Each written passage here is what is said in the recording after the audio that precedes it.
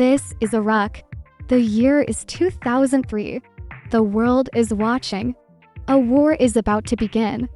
Saddam Hussein has ruled Iraq for decades, a powerful and often brutal figure whose grip on the nation seemed unbreakable. Now, his rule is coming to an end. For years, international tensions had been building. Accusations flew, resolutions were passed, and diplomatic efforts faltered. The stage was set for a conflict that would reshape the Middle East and define a generation. In the streets of Baghdad and across the Iraqi landscape, a sense of foreboding hung in the air. People carried on with their daily lives, but the threat of war was a constant, unspoken presence. Nobody knew exactly when it would start, but everyone knew it was coming. The world held its breath, waiting for the first move in a confrontation that had been years in the making. On March 20th, 2003, the waiting ended. The invasion begins. A coalition of forces, led by the United States, crosses the border into Iraq. The operation, codenamed Iraqi Freedom, is officially underway. The first wave is not of soldiers, but of fire from the sky. Precision-guided bombs and cruise missiles rain down on strategic targets. The initial airstrikes are designed to cripple Iraq's ability to fight back. They hit military headquarters, command and control centers, and air defense systems. The goal is to decapitate the leadership and sow confusion. The effect is immediate. Communication systems across the country go dark. Phone lines are cut. Military radio frequencies fall silent. The sophisticated network that Saddam used to command his army is systematically dismantled in a matter of hours. The Iraqi army, once considered one of the most formidable in the region, is caught off guard. Despite years of rhetoric and preparation, they are fundamentally unprepared for the speed and intensity of the coalition assault. Confusion spreads like wildfire through the ranks. Without orders from central command, and with their communication lines severed, many units are left isolated and unsure of what to do. Some fight back fiercely, others surrender, and many simply desert, melting back into the civilian population. The attacks continue day and night. This phase of the campaign becomes known as shock and awe. The name is fitting. It's a relentless aerial bombardment designed to overwhelm and demoralize the Iraqi military and government.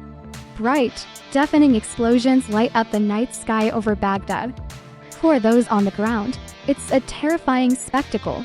The constant drone of bombers and the thunderous impact of explosions become the new soundtrack of the city. People stay inside their homes, huddled together, listening to the sounds of the war getting closer. Fear grows in the cities, a palpable, heavy presence in every neighborhood. The streets are empty. Shops are shuttered. Normal life has ground to a complete halt. The strategy behind shock and awe is simple: speed and control. The coalition aims to achieve a swift victory, avoiding a prolonged and bloody ground war. By demonstrating overwhelming military superiority from the air, they hope to force a rapid collapse of the regime. The psychological impact is just as important as the physical destruction. The message is clear: resistance is futile. As the invasion progresses, Baghdad becomes the main target. The capital city, the heart of Saddam's power, is now under immense pressure. Coalition ground forces advance rapidly from the south, closing in on the city's outskirts. Inside Baghdad, the infrastructure begins to fail.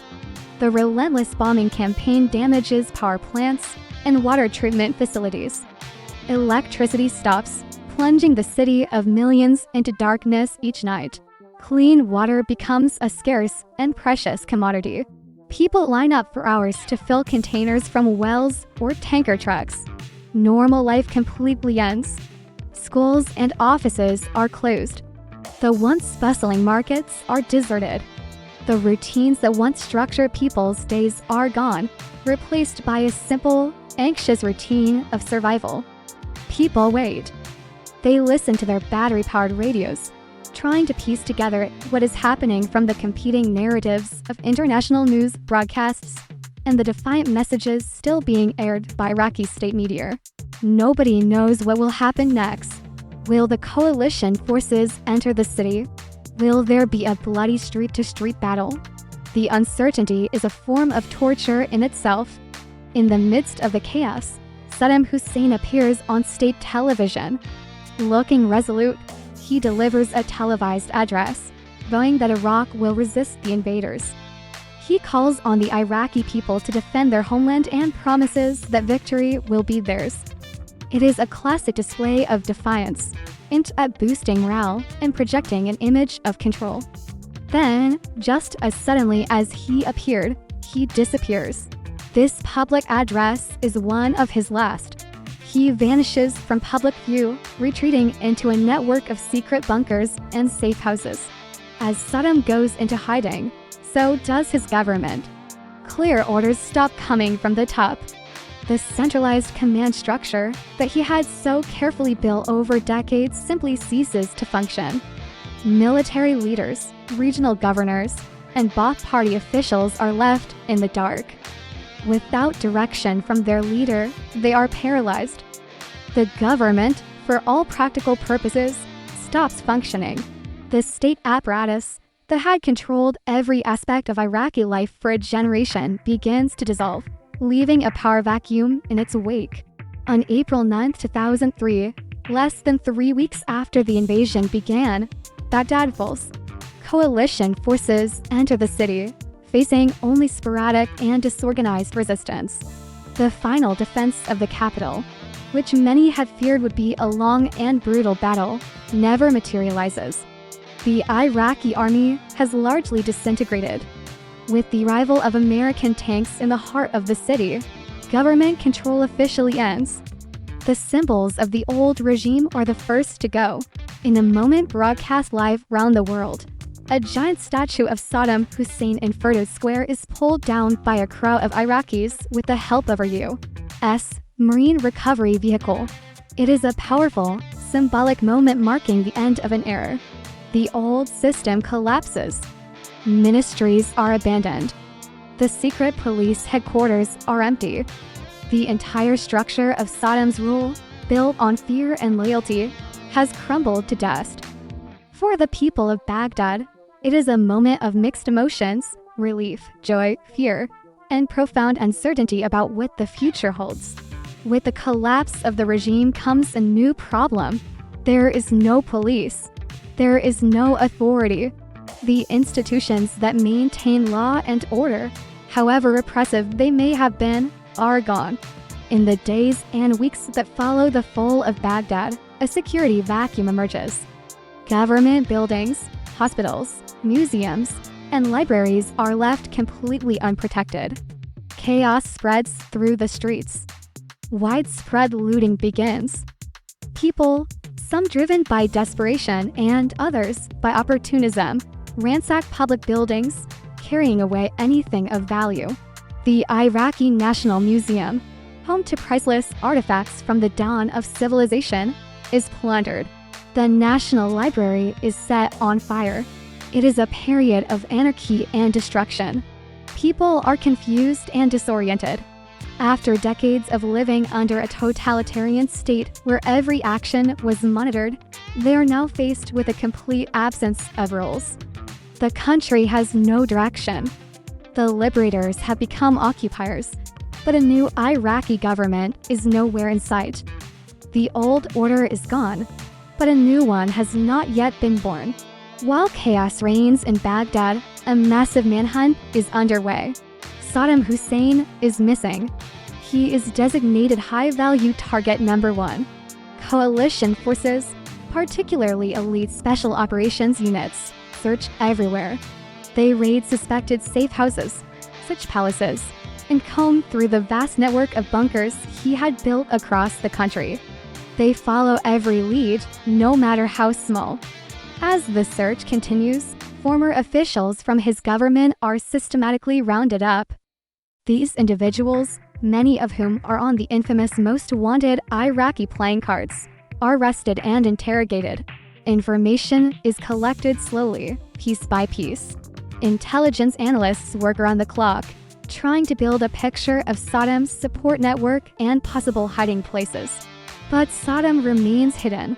He has spent years preparing for this, creating a network of loyalists and a series of hideouts designed to keep him safe.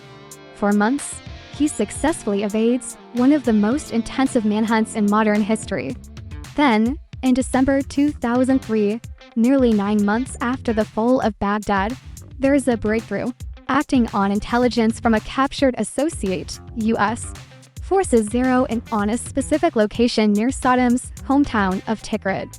On the night of December 13th, soldiers from the 4th Infantry Division raid a farm.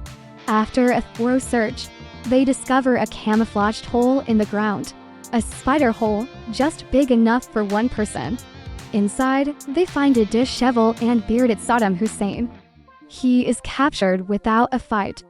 He does not resist. The man who once commanded armies and terrorized a nation is pulled from a hole in the ground, looking tired and defeated. The search is over. The news of his capture is announced to the world with the words, "Ladies and gentlemen, we got him." Saddam Hussein's rule is officially over. A long, dark chapter of Iraqi history has finally closed.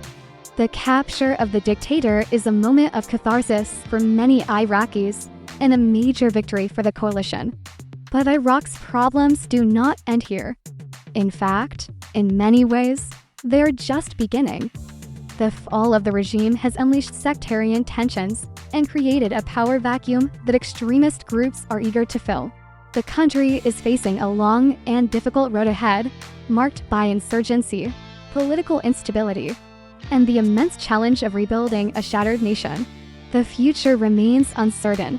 The end of one conflict was simply the beginning of another, one that would continue to shape Iraq and the wider world for years to come. Thank you for watching. If you found this documentary insightful, please like, share, and subscribe for more deep dives into modern history.